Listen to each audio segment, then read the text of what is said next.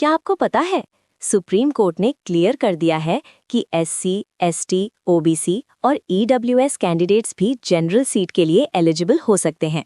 और हाँ, अगर आपको कम टाइम में और आसान भाषा में न्यूज़ सुनना पसंद है तो बिहाइंड दी खबर को अभी सब्सक्राइब कर लीजिए।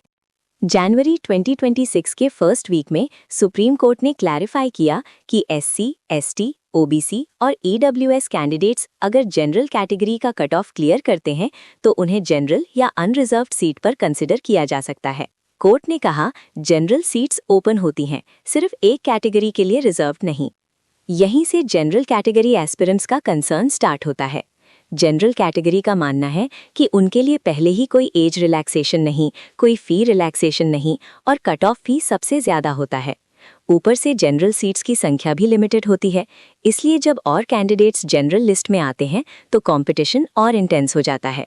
जनरल एस्पिरेंट्स ये नहीं कह रहे कि मेरिट वाले कैंडिडेट्स को रोका जाए। उनका कंसर्न ये है कि जब सिस्टम ऑलरेडी अनइवन है तो प्रेशर सिर्फ एक ग्रुप पर ज्यादा पड़ता है। एक मार्क का फर्क सिलेक्शन और रिजेक्शन डिसाइड कर देता है। इस डिसीजन का direct impact SSC, UPSC, banking और स्टेट एग्जाम्स पर पड़ेगा, जहां लाखों स्टूडेंट्स सिर्फ कुछ सीट्स के लिए कम्पीट करते हैं। इसलिए ये सिर्फ लीगल डिसीजन नहीं, ये एस्पिरेंट्स की जिंदगी और मेहनत से जुड़ा इशू है।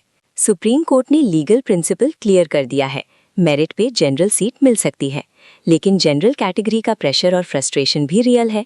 अब आगे पॉलिसी मेकर्स और रिक्रूटमेंट रूल्स को इस बैलेंस को समझना होगा। अगर आप पहली बार इस चैनल पर आए हैं तो बिहाइंड दी खबर को सब्सक्राइब करना मत भूलिए।